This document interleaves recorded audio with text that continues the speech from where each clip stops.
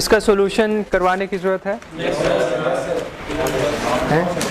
Example जिस तरह हमने की थी एग्जैक्टली वही तरीका है। सिर्फ ये था कि पीएम के केस में डिफरेंशिएशन लेते थे तो ये रेक्ट्स बन जाएंगे, कुछ स्पेसेस में ज़ीरो होगा, कुछ स्पेसेस में रेक्ट होगा, ठीक है। जिसमें ये कांस्टेंट स्लोप रह रही है वो ज़ीरो हो जाएगा ना, राइट। इसका पीएम सिग्नल बनाओगे तो किस तरह होगा, ज़ीरो फिर रेक्ट आ जाएगा, फिर ज़ीरो फिर रेक्ट आ जाएगा, समथिंग लाइक दैट, ऐसे होगा ना। तो ये जो रेक्ट की मैक्सिमम वैल्यू है वो इस पॉइंट की स्लोप पे डिपेंडेंट है, ठीक है, राइट। अंडरस्टूड सा है, ये हो जाएगा। Still if you have doubts तो ये बुक का एंड प्रॉब्लम है, उसके सॉल्यूशन अवेलेबल है, वो आप वहाँ से देख लें। ओके, आज हम थोड़ा सा एक्सटेंड करेंगे एम्पलीट्यूड एंगल मॉड्यूलेशन से रिलेटेड जो आपकी नॉलेज थी उसको हम एक्सटेंड करेंगे और we will have some useful insights towards the bandwidth.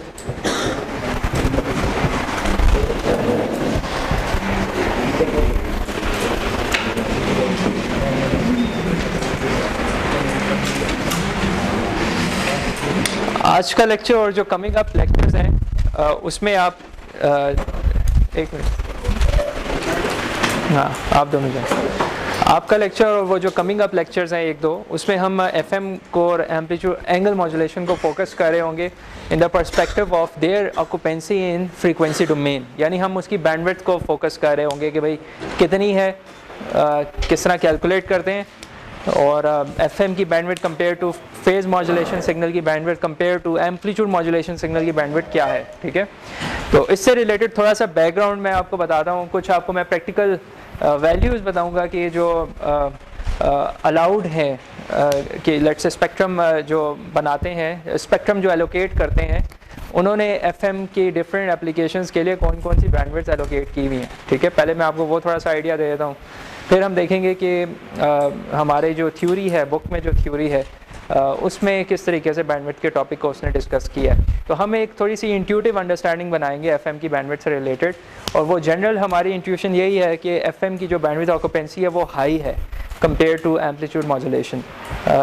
तो वो अभी हम देखेंगे कि how much high it is, और एफएम के दो केसेस हैं, एक में उसकी हाई बैंडविड्थ है और एक में उसकी लो बैंडविड्थ है। वो जो लो बैंडविड्थ वाला केस है वो कौन सा केस है, तो वी विल सी दैट। और हम फिर ये भी देखेंगे कि पहले जब ये 1960s में जब एफएम की बैंडविड्थ के ऊपर डिस्कशन हुई थी तो उन्होंने एक गलत कंसेप्ट इस्टेब्लिश कर लिया था एफएम की बैंडविड्थ से रिलेटेड। तो वी विल सी कि वो किस तरीके से कंसेप्ट उन्होंने इस्टेब्लिश किया था, और फिर जो एक और बंदा था कार्सन के नाम से साइंटिस्ट, उसने उसको रिमूव किया था उस एरर को, और उसके बाद से अब तक कार्सन्स की जो बैंडविड्थ डेफिनेशन है वो यूज़ की जाती है whenever FM's bandwidth is to be calculated, तो हम कार्सन्स के फार्मूला को यूज़ करते हैं, ठीक है। तो हम भी उसी तरीके से बैकग्राउंड भी देखेंगे थोड़ा बहुत, और आज के लेक्चर में हम ये चीज़ें ऑब्जर्व करेंगे एफएम की बैंडविड्थ से रिलेटेड। तो ऑनलाइन अगर आप सर्च करेंगे एफएम से रिलेटेड तो उसकी ऑक्यूपेंसी होगी फॉर डिफरेंट एप्लीकेशंस डिफरेंट है, ठीक है। फ्रीक्वेंसी डोमेन में उसकी bandwidth for different applications different है। नॉर्मली हम इसको हाई फिडेलिटी वॉइस कम्युनिकेशन के लिए भी यूज़ करते हैं, जिसको हम कहते हैं ब्रॉडकास्टिंग एप्लीकेशन, जिसमें आपके चैनल्स जो स्टेशंस हैं एफएम के डिफरेंट वो ब्रॉडकास्ट कर रहे होते हैं। वो जो टाइप ऑफ एफएम है वो वाइड बैंड एफएम है, जिसमें जिसकी बैंडविड्थ बहुत हाई है और क्वालिटी बहुत बेहतरीन है, हाई फिडेलिटी स्टीरियो आपको मिलेगी एफएम क्वालिटी, और यू हैव एक्सपीरियंस इट, आपने उससे सुना हुआ भी है, ठीक है, इन रेडियोस कि वो किस किस्म की है। फिर देयर इज़ अनदर कैटेगरी जिसमें एफएम की कम्युनिकेशन यूज़ होती है, और उसकी actually I am dividing the categories in terms of bandwidth, ठीक है। तो एक वाइड बैंड है जिसमें मैंने आपको बताया कि ये एफएम के स्टेशंस चल रहे हैं, चैनल्स वगैरह। एक नैरो बैंड है और मीडियम बैंडविड्थ आप कह सकते हैं उसमें आपकी ये जो इमरजेंसी कम्युनिकेशन है फॉर एग्जांपल, या पुलिस वगैरह जो आपस में कम्युनिकेट करते हैं वॉकी टॉकीज़ में, वो जितनी बैंडविड्थ यूज़ कर रहे थे ऑन यूजिंग एफएम, वो स्मॉल होती है compare to wide band case. तो वो कितनी है वो भी मैं आपको बताता हूँ। वो नैरो बैंड की कैटेगरी के अंदर आता है। फिर अल्ट्रा नैरो बैंड एफएम है जो स्ट्रिक्टली नैरो बैंड एफएम कहलाता है। उसमें एमेच्योर रेडियोस प्रैक्टिस करते हैं। एमेच्योर रेडियोस जो कि नॉन कमर्शियल आपने लेट्स से एफएम स्टेशंस बनाए हुए हैं, तो you would be using such a certain small bandwidth, और उनको स्मॉल बैंडविड्थ एलोकेट और अलाउ की हुई है स्पेक्ट्रम मैनेजमेंट की तरफ से कि भाई आप इतनी स्मॉल बैंडविड्थ यूज़ करेंगे फॉर दी एफएम, आप इससे ज़्यादा यूज़ नहीं कर सकेंगे, ठीक है। तो वो strictly narrow band FM communication है, वो उस कैटेगरी में आते हैं। उसमें आपके वायरलेस रिमोट कंट्रोल्स भी शामिल हैं, उसमें आपके सम नॉन कमर्शियल पर्पस के लिए एफएम या कोई आप लैब्स में टेस्ट कर रहे हैं एफएम को, वो शामिल हैं, ठीक है, एमेच्योर रेडियोस के अंदर, ठीक है। तो आजकल एमेच्योर रेडियोस बहुत एक्सपेंसिव और बहुत सोफिस्टिकेटेड भी हैं, जो कि इतनी सी स्मॉल बैंडविड्थ में भी काफ़ी दूर तक सिग्नल विदाउट नॉइज़ पहुंचा देते हैं, ठीक है। और नॉर्मली वो वॉइस कम्युनिकेशन के लिए जस्ट यूज़ करते हैं। वॉइस में ये होता है कि you may not need to send a very hi-fi stereo kind of data to the recipient, आपको जस्ट आवाज़ पहुंचानी है, ठीक है। तो एमेच्योर रेडियोज़ में वो स्मॉल बैंडविड्थ में भी वो अपनी आवाज़ वहाँ पे पहुंचा सकते हैं, ठीक है। हाउएवर जो स्टेशंस है एफएम ब्रॉडकास्टिंग के, वो स्टीरियो और बहुत अच्छी क्वालिटी आपको प्रोवाइड करते हैं, तो वो बैंड भी ज़्यादा फिर यूज़ करते हैं, ठीक है। तो हमारे पास वाइड बैंड है, नॉर्मली इसको हम वाइड एफएम कहते हैं, इसको समटाइम्स WB एफएम भी कहते हैं, वाइड बैंड एफएम। और ये जो है इसकी जो ऑक्यूपेंसी है,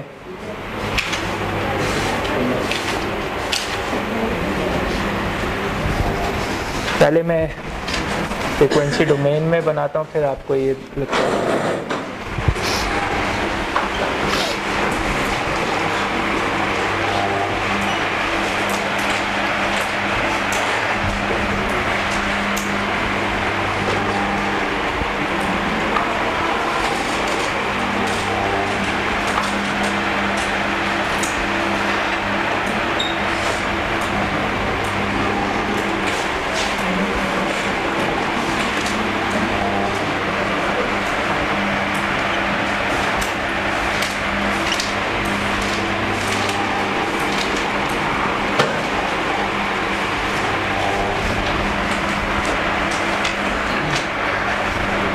ओके, ये जस्ट मैंने positive axis of frequency domain को हम बना रहे हैं, नेगेटिव में उसी का रेप्लिका अंडरस्टूड है, ठीक है।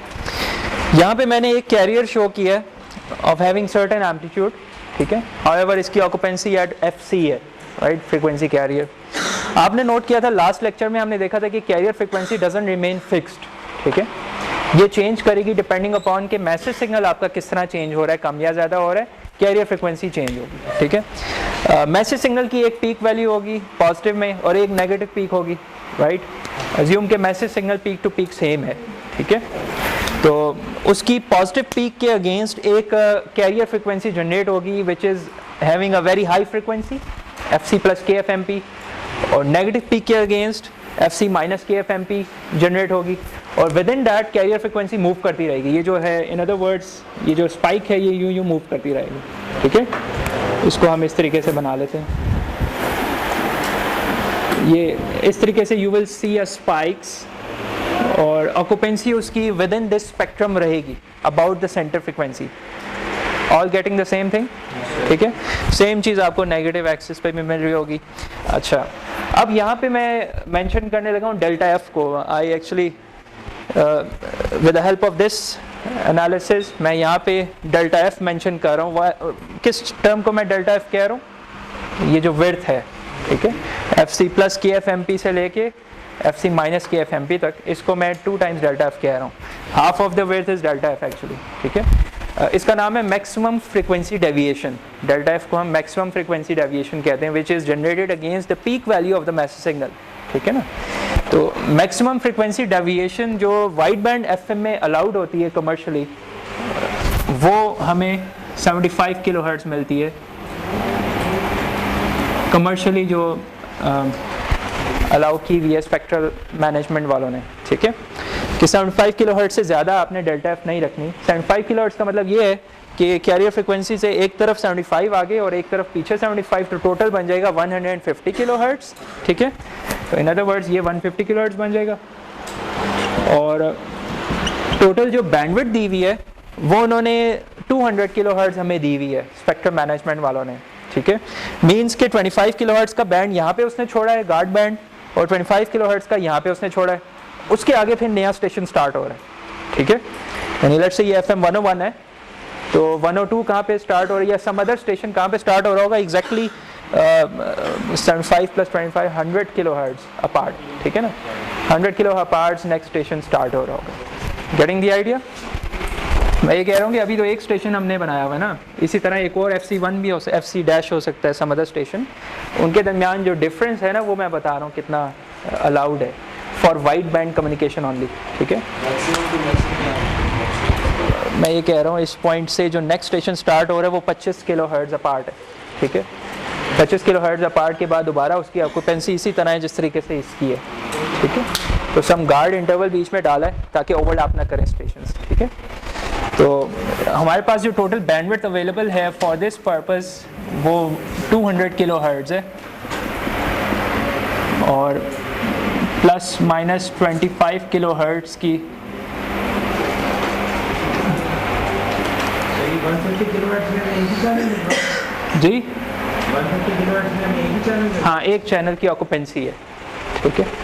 इसे वो रेडियो के किसी फिक्स पॉइंट पे लगा देना होगा, तो वो सेंटर पॉइंट है आपका रेडियो का, ठीक है ना, उसके अबाउट डेविएशन, ठीक है ना जी।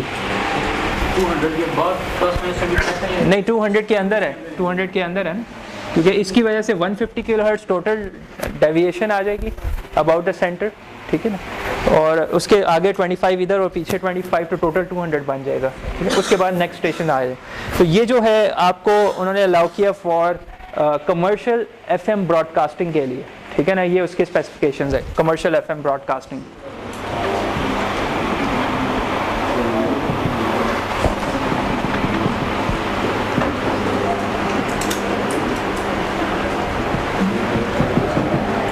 इसमें जो आपका वॉइस सिग्नल की, और in other words message signal की जो बैंडविड्थ है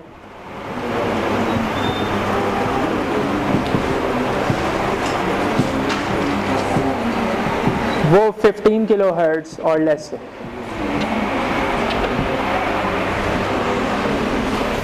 ठीक है। Delta F4 bandwidth is the total allowed spectrum, ठीक है ना, एक चैनल ने कितना बैंडविड्थ ऑक्यूपाई की हुई है, ठीक है ना, वो आपकी बैंडविड्थ है, FM की बैंडविड्थ है। इन अदर वर्ड्स ये इसको मैं लिख लेता हूँ, FM's बैंडविड्थ, ठीक है ना, FM बैंडविड्थ, ठीक है ना, 200 किलोहर्ट्ज़ अलाउड है। उसमें से 150 किलोहर्ट्ज़ डेविएशन के लिए अकोमोडेट किया हुआ, और 25 किलोहर्ट्ज़ के उन्होंने वो किए हुए गार्ड बैंड्स दिए हुए। हाँ जी, वो मैसेज सिग्नल की बैंडविड्थ है, ठीक है। This is not the guard band. हाँ, इसमें हाई फिडेलिटी मैसेज सिग्नल है। नॉर्मली वॉइस सिग्नल के लिए 4 किलोहर्ट्ज़ उसकी बैंडविड्थ होती है, लेकिन हाई फिडेलिटी मैसेज सिग्नल्स आपके अप टिल 15 किलोहर्ट्ज़ चले जाते हैं बैंड, ठीक है, और वो 15 किलोहर्ट्ज़ को फिर मॉड्यूलेट करता है, ठीक है ना। तो ये स्टीरियो सिग्नल्स या इस तरह की बैंडविड्थ ऑक्यूपेंसी उनकी होती है। तो ये these are the specifications for one of the type of FM which is wide band, ठीक है ना। We also have narrow band, जिस तरह मैंने आपसे कहा है कि narrow band FM,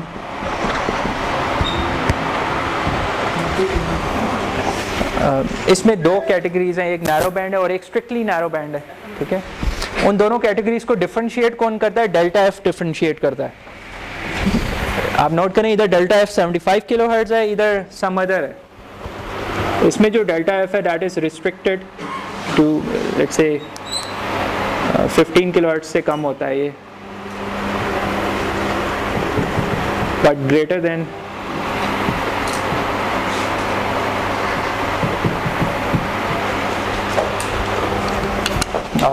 sorry 3 kilohertz.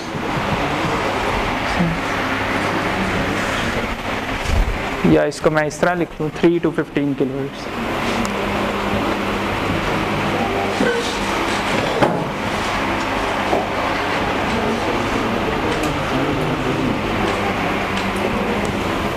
ठीक है, इसमें जो आपका डेल्टा एफ है दैट इज रिस्ट्रिक्टेड, वो 3 किलोहर्ट्ज़ से 15 किलोहर्ट्ज़ तक लिमिटेड रहता है। और obviously if we are reducing this thing तो इसकी occupancy about the centre frequency कम हो रही है, ठीक है ना, that you can see, that's why we call it narrow band. ठीक है, और इसकी एप्लीकेशन मैंने आपको बताई है कि इमरजेंसी कम्युनिकेशंस, पुलिस के दरमियान हो सकती है, वॉकी टॉकीज़ हो सकते हैं, ये रेडियो में भी इस्तेमाल होता है। उसमें ये वाली यूज़ हो रही है मैंने आपको एफिशिएंट बहुत ज़्यादा है। नहीं, this is not efficient, small deviation will not perform better in noisy communication। ठीक है, हमें जितनी डेविएशन बड़ी होगी उतना फ़ायदा है। उसको दो तरीक़ों से मैं प्रूव कर सकता हूँ, अभी हम फ़िलहाल ये देख लें, उसके बाद वो चीज़ें भी एड्रेस कर लेंगे। ठीक है, फिर आपके पास अल्ट्रा नैरो बैंड और स्ट्रिक्टली नैरो बैंड एफएम होता है। U stands for ultra और strictly narrow band FM। ये जो है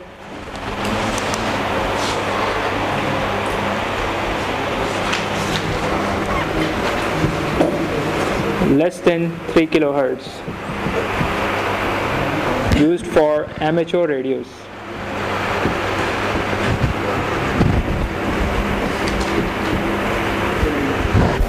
अच्छा, ये जो फ्रीक्वेंसी है इसकी ये भी डिफरेंट होती है। ये तो यूज़ होती है ना 88 मेगाहर्ट्ज़ से 108 मेगाहर्ट्ज़।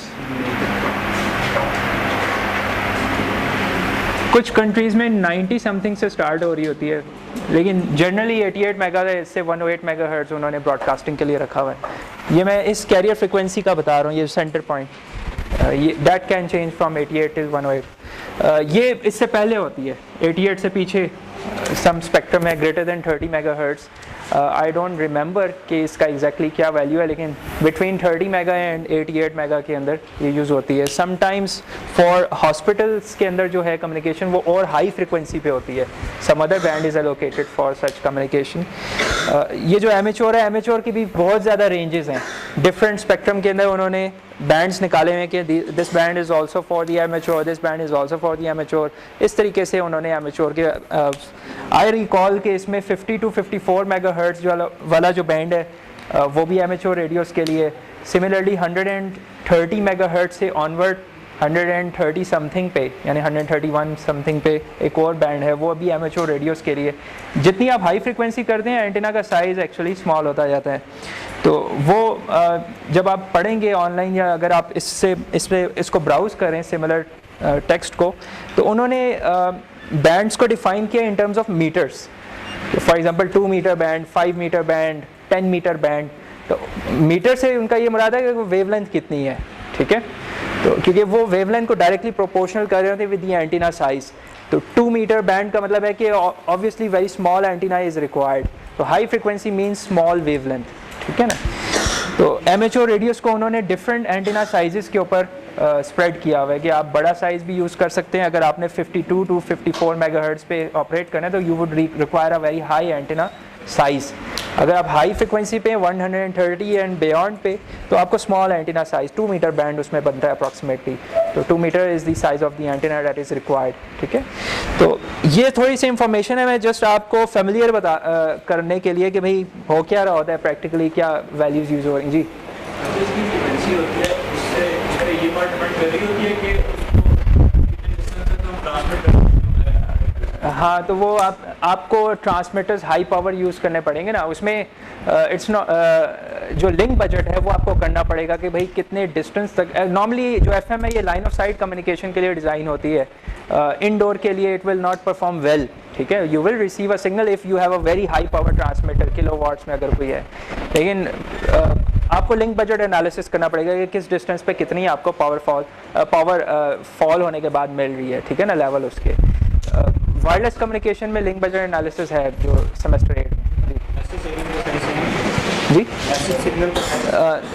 जी यस इसमें जो मैसेज सिग्नल है जो फॉर एमेच्योर रेडियोस के लिए है दैट इज हैविंग बैंडविड्थ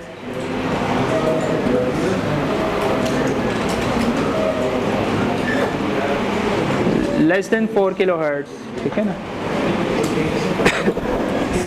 जो मैसेज सिग्नल की बैंडविड्थ, ये हाई फिडेलिटी नहीं होता इसमें, ठीक है ना। इसमें bandwidth yes it can be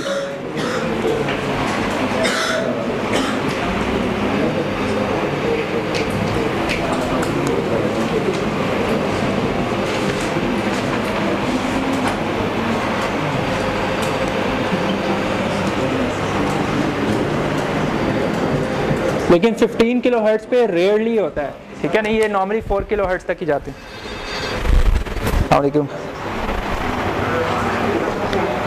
जी, मेरा लेक्चर हो रहा है इस वक्त।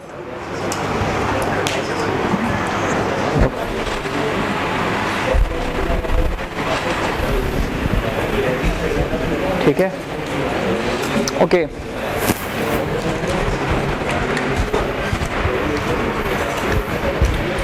ओके अभी तक आपको मैंने थोड़ा सा ये इंफॉर्मेशन दी है which you can easily find online, और इसमें प्लस माइनस स्मॉल एरर भी हो सकता है। कुछ बुक्स में ये कहाँ गई है, ये तो स्टैंडर्ड है, इसमें प्लस माइनस स्मॉल एरर हो सकता है कि ये 5 किलोहर्ट्ज कुछ में लिखा होगा, लेस देन 5 किलोहर्ट्ज, ठीक है, फॉर एमेच्योर रेडियोस है। वही बताया कि नॉन कमर्शियल प्राइवेट पर्पस के लिए अगर आप कम्युनिकेशन करेंगे तो वो कैटेगरी एमेच्योर में आती है, ठीक है। इट इज़ नॉट कमर्शियल, उससे कोई पैसे आप वसूल नहीं कर रहे फॉर कम्युनिकेशन, ठीक है। नॉन कमर्शियल और इसकी जो इक्विपमेंट भी है वो भी आपकी अपनी नॉन कमर्शियल पर्पस के लिए, आप कमर्शियली लॉन्च नहीं कर रहे इक्विपमेंट, ठीक है ना। तो ये कमर्शियल है, इक्विपमेंट इज़ कमर्शियली लॉन्च्ड, ठीक है ना। This is also not amateur, ये एमेच्योर नहीं है, ये सम पर्पस के लिए, ठीक है, नॉट प्राइवेट, ठीक है ना, ऑफिशियल पर्पस। ये प्राइवेट पर्पस के लिए नॉर्मली एमेच्योर रेडियोस यूज़ होते हैं कि कोई अपना स्टेशन खोल के बैठा हुआ है बंदा, ठीक है, ट्रांसमिट करे अपनी एक सर्टेन फ्रीक्वेंसी जो उसको असाइन हुई हुई है। अच्छा ये जो है क्या यार क्या हुआ, कहते हैं एक्स्ट्रा चेयर ले आओ साथ ही क्लास में, जल्दी कर ले यार, मैं तसलसल ख़राब कर दिए। चेयर चाहिए, इसे दे दे कोई चेयर।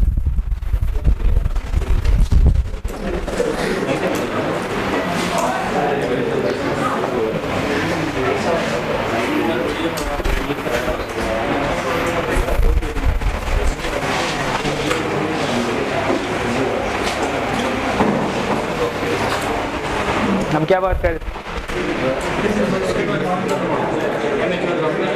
एमेच्योर नॉन, ठीक है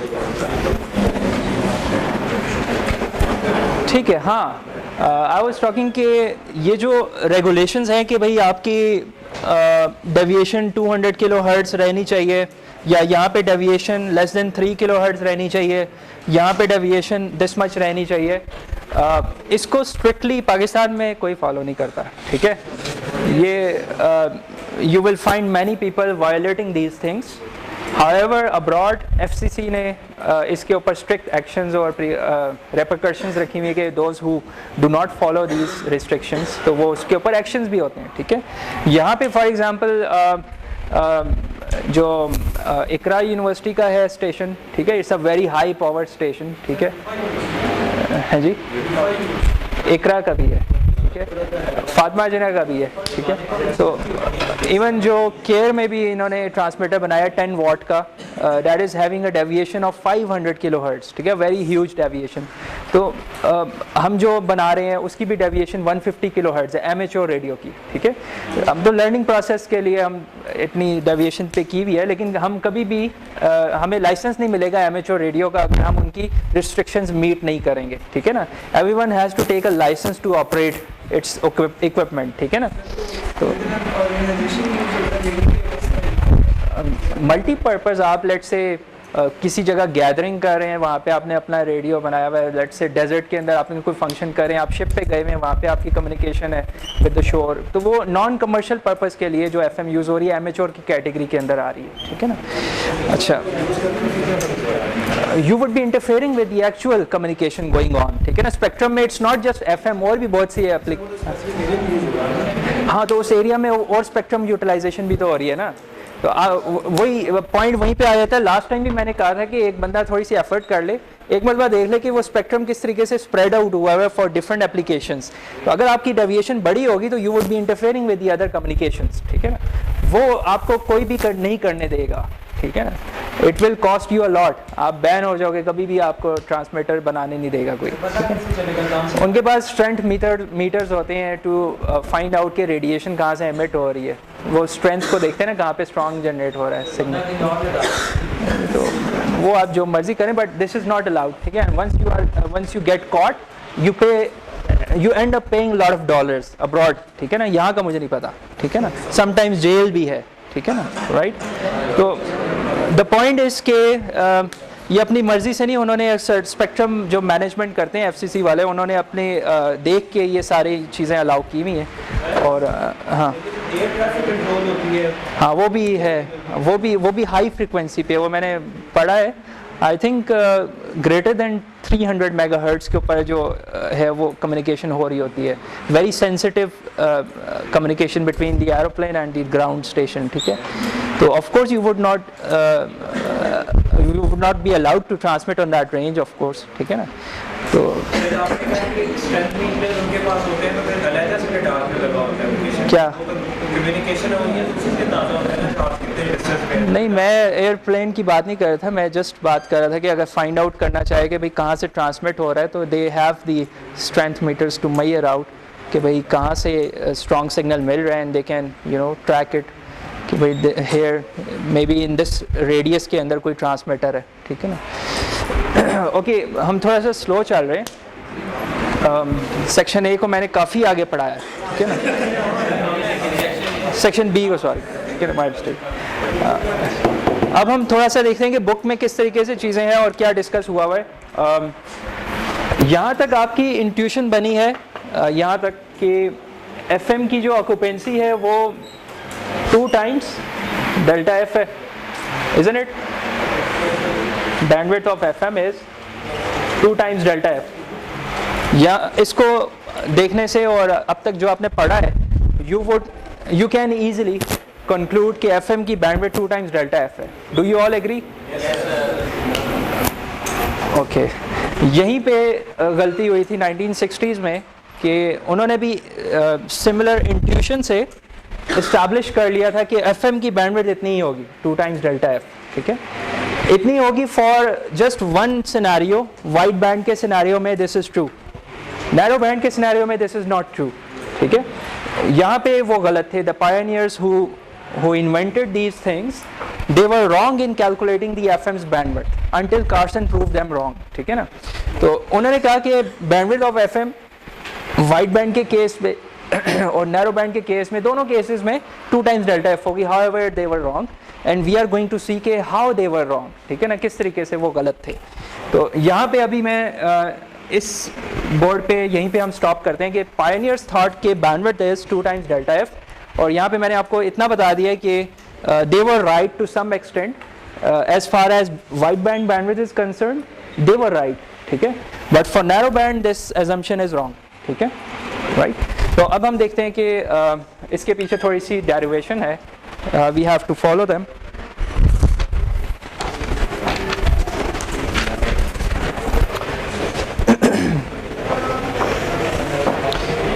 अब मैंने आपको बैकग्राउंड बता दिया कि हम करने क्या लगे, तो अब थोड़ी सी डेरिवेशन है, तो ये it will take a little time, आधा घंटा हो सकता है इसमें लगे, ठीक है।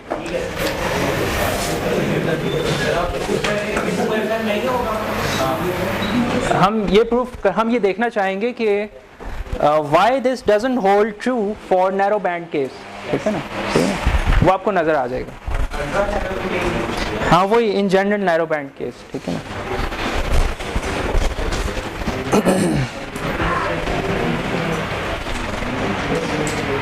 कार्सन ने जो कहा था वो मैं रिजल्ट यहाँ पे लिख देता हूँ।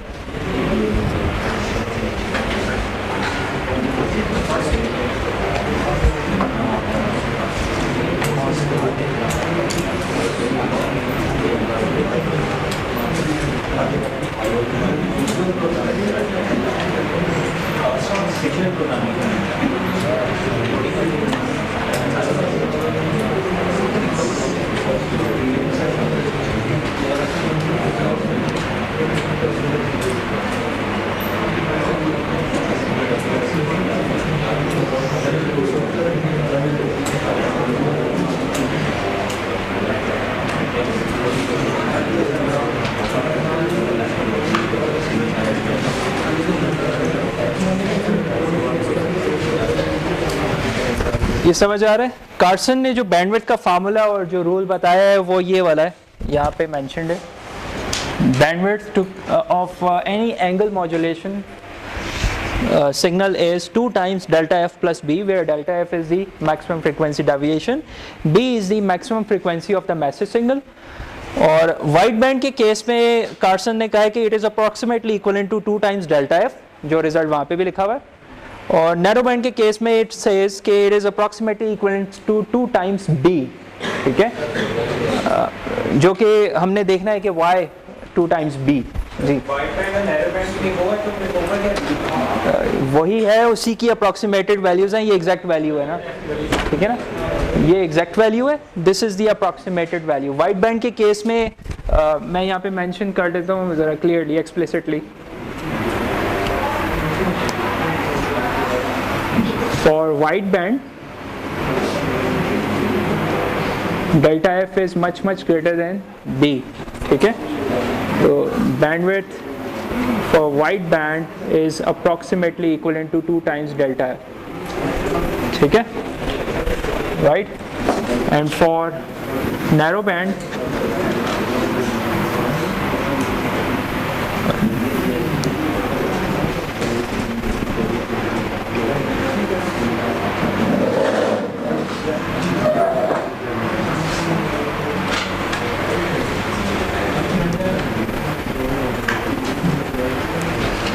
ठीक है,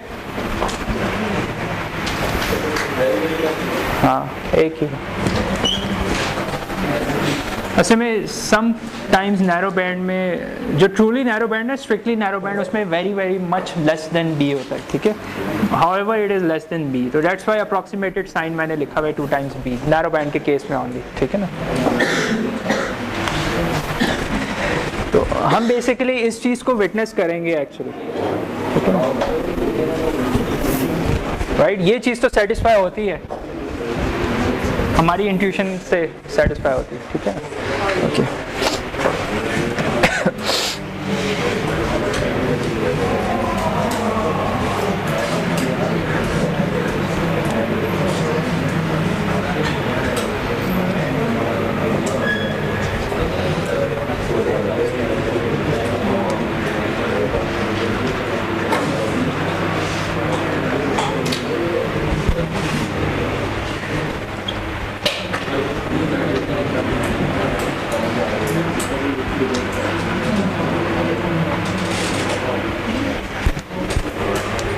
ओके, अभी जो मैंने टर्म लिखी है, this is the complex form of FM representation, exponential की फॉर्म है, complex exponential form. This is not something new.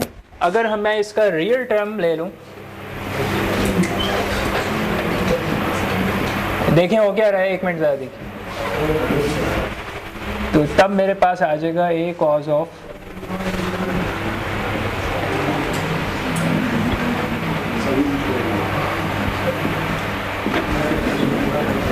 ठीक है। रियल अगर मैं ले लूँ इस कॉम्प्लेक्स का, तो मेरे पास ये चीज़ आ जाएगी, this is what I transmit, ठीक है ना, this is what we transmit on air. तो हाउएवर इसी को हम कॉम्प्लेक्स फॉर्म में इस तरीके से रिप्रेजेंट कर सकते हैं। इवन आप एम्पलीट्यूड मॉड्यूलेशन की भी कॉम्प्लेक्स फॉर्म लिख सकते हैं, ठीक है। आपको पता है m of t times cos of omega c t amplitude modulation होता है, रियल फॉर्म। तो इसकी कॉम्प्लेक्स फॉर्म क्या होगी, दैट्स इट, ठीक है, this is the complex form, this is the real form, ठीक है, हम कॉम्प्लेक्स फॉर्म को यूज़ कर रहे हैं क्योंकि डेरिवेशन में उसने इस कॉम्प्लेक्स फॉर्म को यूज़ करते हुए फ्रीक्वेंसी इंसाइट की है, ठीक है, एफएम की. It's a very nice way to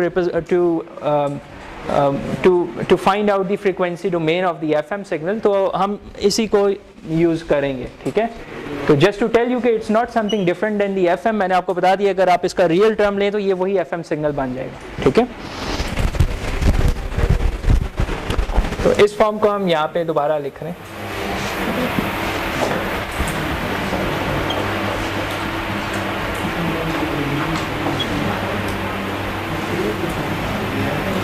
okay, instead of writing this integral over and over again, इसको हम एक और वेरिएबल से सपोज कर रहे हैं a ऑफ t से, ठीक है. Where a of t is integral of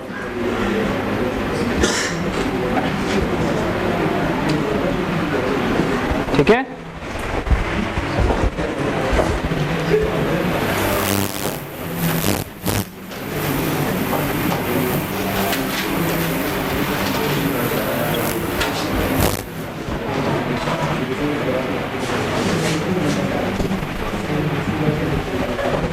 हम इस टर्म को are you guys with me या ये मैं स्किप करा दूं, ठीक है. ये बुक में हुआ है, I can even ask you to read it from the book और फिर मैं नेक्स्ट टाइम आगे से स्टार्ट कर सकता हूँ क्योंकि एनफ मैंने बता दिया है, ठीक है.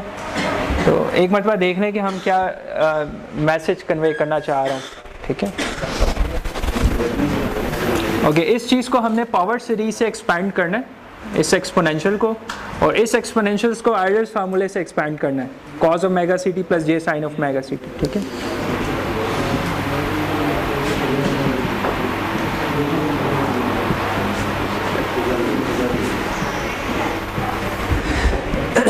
पावर सीरीज होती है कि अगर आपके पास e raise to power theta कोई चीज़ है तो 1 plus theta plus theta square,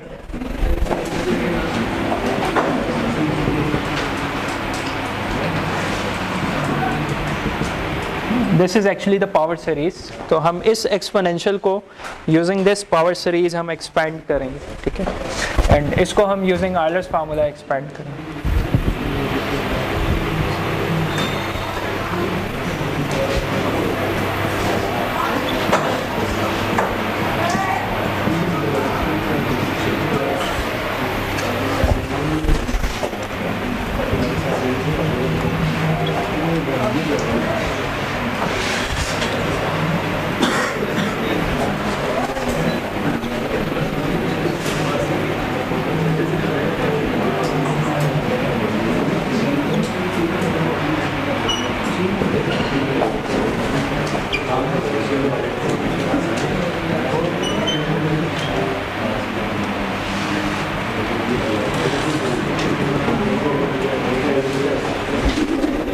ठीक है,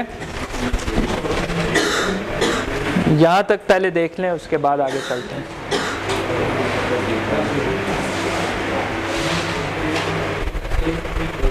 हसीब, आप आगे नहीं बैठ रहे आजकल, व्हाट्स द पॉइंट? थोड़ा सा लेट है, नेक्स्ट टाइम से इंशाल्लाह. अभी सीट खाली है ये एक,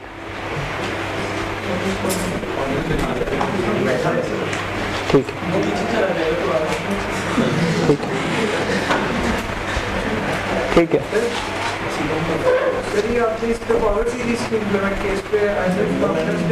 नहीं, इसमें कोई ओमेगा सी इन्वॉल्व नहीं है, ठीक है. इट्स नॉट अ क्या कहते हैं क्या कहते हैं पीरियोडिक फंक्शन नहीं है, ठीक है ना. अच्छा, अभी हम देखते हैं कि पावर सीरीज करने से फ़ायदा क्या हो रहा है. अभी वी आर नॉट डन, इस स्टेप तक पहुंच जाएं, उसके बाद फिर आगे चलते. This is again the complex form, ठीक है. ये कॉम्प्लेक्स फॉर्म है. हाउएवर हमें रियल फॉर्म चाहिए टू ट्रांसमिट.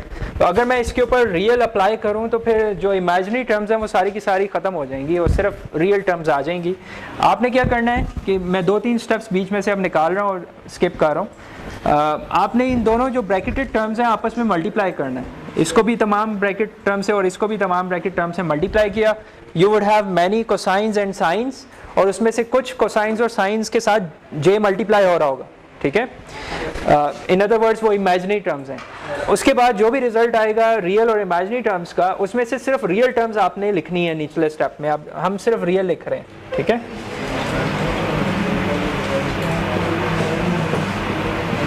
तो ये 2 स्टेप्स बीच में मिस हुए, उसके बाद हम जो रिजल्ट है वो मैं यहाँ पे लिख रहा हूँ, which comes out to B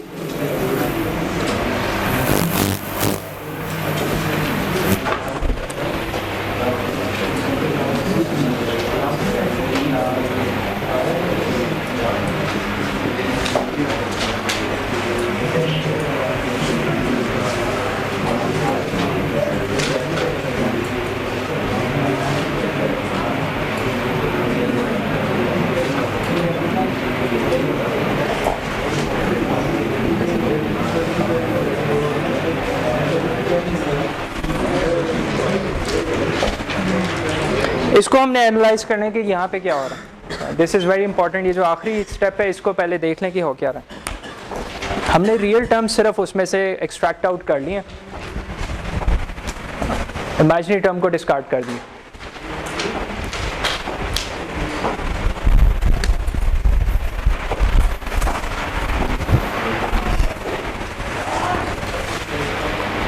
आपने लास्ट लेक्चर तक जो FM की रिप्रेजेंटेशन देखी थी टाइम डोमेन में, वो ये देखी थी, ठीक है। We can also have this representation for FM using power series expansion, ठीक है। ये भी रियल टर्म्स हैं।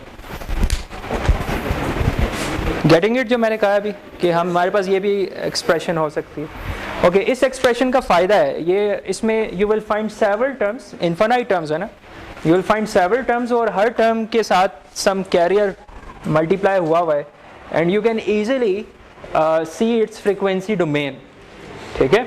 हमारा काम यही था, मकसद यही था कि हम फ्रीक्वेंसी इंसाइट किसी तरह कर सकें ना। तो अब हम क्या करते हैं कि इस पूरे टर्म की फ्रीक्वेंसी इंसाइट करते हैं कि भाई फ्रीक्वेंसी डोमेन में क्या हो रहा है, राइट।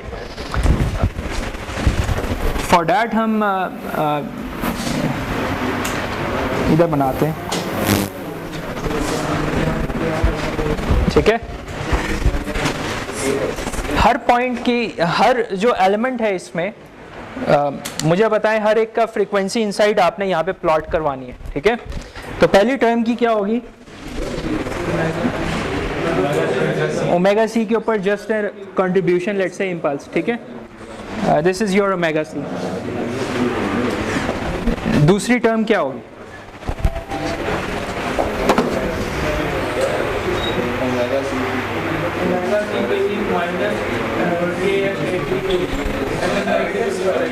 क्या हुआ होगा, नेगेटिव। तो चलो फेज शिफ्ट आ गया आगे है, नहीं एक मिनट पहले ये देखें ना, ए ऑफ टी है क्या।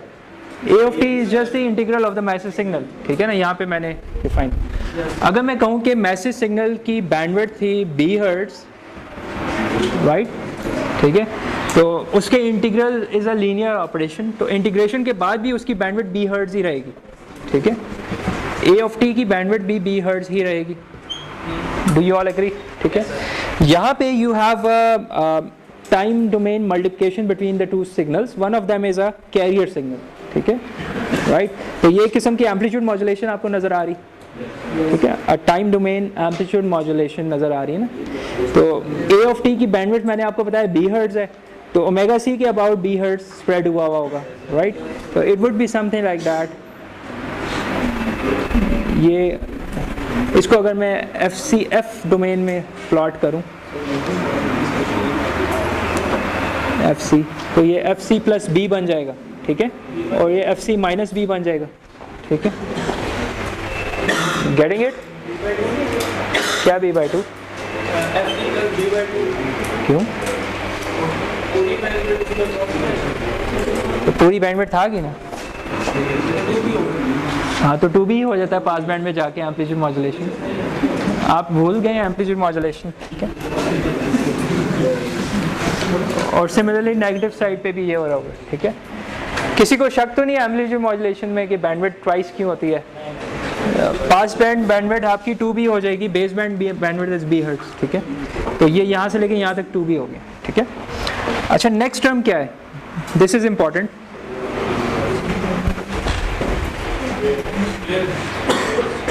तो फ्रीक्वेंसी डोमेन में क्या आपको नजर आएगा?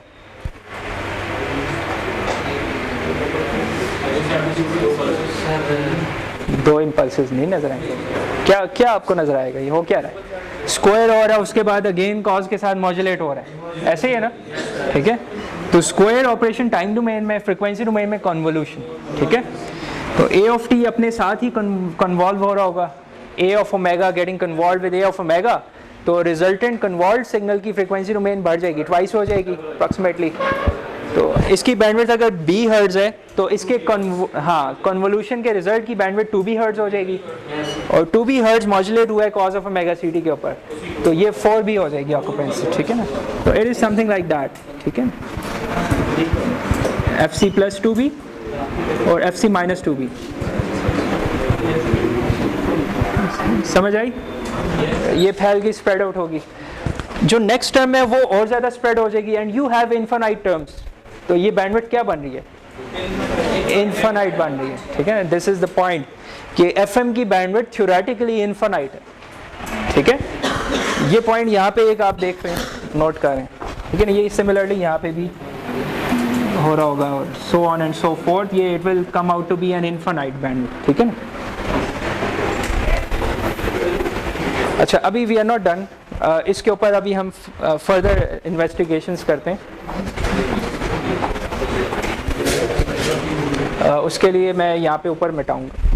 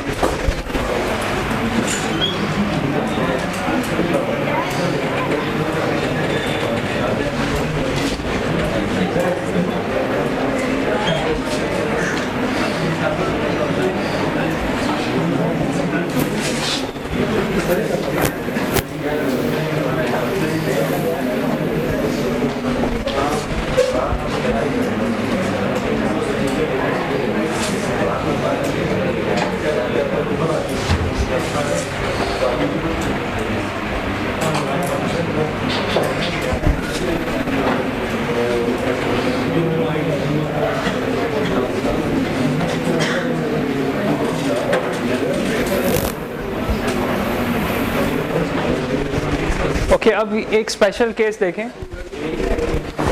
If we restrict this term to be less than 1, ठीक है?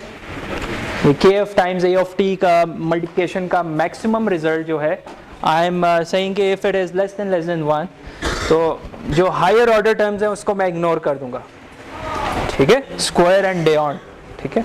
सिर्फ मेरे पास ये दो इफेक्टिव टर्म्स रह जाएंगी, ठीक है? ये जो कंडीशन है ये नैरो बैंड के केस में ट्रू होती है, नैरो बैंड FM।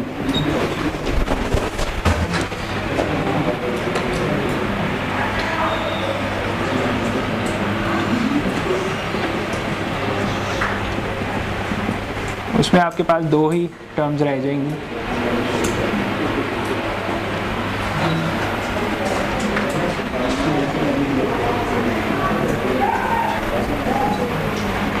ऐसे ही है, ठीक है? दो टर्म्स अप्रॉक्सीमेटली रह जाएंगी अगर ये स्ट्रिक्ट कंडीशन लग जाए, ठीक है? तो what do you think, what is the bandwidth?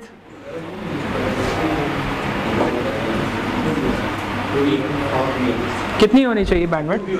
2B। इस टर्म की वजह से 2B आ रही है ना, सिर्फ ये वाले केस यहाँ तक, right? Carson exactly proved the same thing, ठीक है ना? उसने भी अप्रॉक्सीमेटली 2B कहा था, ठीक है ना? However, जो पायनियर्स थे उन्होंने क्या कहा था कि ये 2 टाइम्स डेल्टा F होनी चाहिए, ठीक है? तो दिस वाज रॉन्ग एक्चुअली। जी, नहीं, ये नैरो बैंड के केस में this is true. Narrow band के केस में ये कंडीशन ट्रू होती है, वी कंट्रोल के एफ सच डैट कि आपकी डेविएशन स्मॉल हो जाए, ठीक है ना।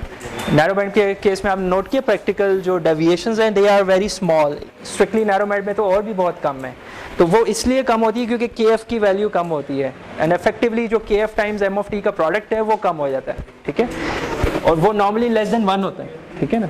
If it is less than 1 तो आपके पास ये 2b बन रही है, राइट।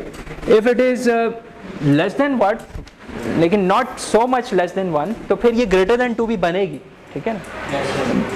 उसके अंदर क्या चीज़ ऐड होगी, डेल्टा एफ भी ऐड होगी, ठीक है। कार्सन रूल के मुताबिक डेल्टा एफ प्लस बी होती है ना बैंडविड्थ, एग्जैक्ट बैंडविड्थ, ठीक है ना, तो फिर डेल्टा एफ भी अमाउंट ऐड हो जाएगी।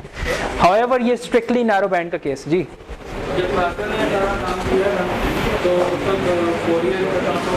हाँ, ये तो फोरियर तो उससे भी पहले की बातें हैं, ठीक है ना, फोरियर तो उससे भी पहले की बातें हैं, ठीक है। नहीं, फ्रीक्वेंसी डोमेन बहुत पहले की बात है, ठीक है। ओके,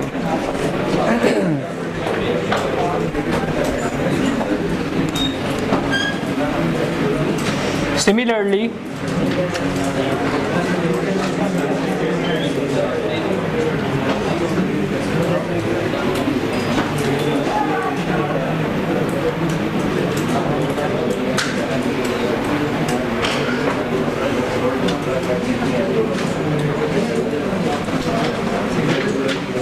ठीक है। Similarly for PM phase modulation के लिए all you are going to replace K F with K P and A of T with M of T, ठीक है। ए ऑफ टी इंटीग्रेशन थी फेज एंगल के अंदर, उसको आप डायरेक्ट एम ऑफ टी से रिप्लेस कर सकते हैं फेज मॉड्यूलेशन के केस में, ठीक है। तो दोनों के केस में bandwidth comes out to be again 2b, ठीक है। नैरो बैंड पीएम, ठीक है ना, ये narrow band FM, approximately the same. Okay, now next scenario is कि इस चीज़ को ज़रा प्रूफ करते हैं, ठीक है। अब इस चीज़ को हम प्रूफ करेंगे कि how this thing is true, ठीक है, for a wide band case, ठीक है ना, wide band का रहता है अभी, ठीक है। So if this is not satisfied, तो wide band का केस बनेगा, ठीक है। Then we will see कि क्या होता है, ठीक है।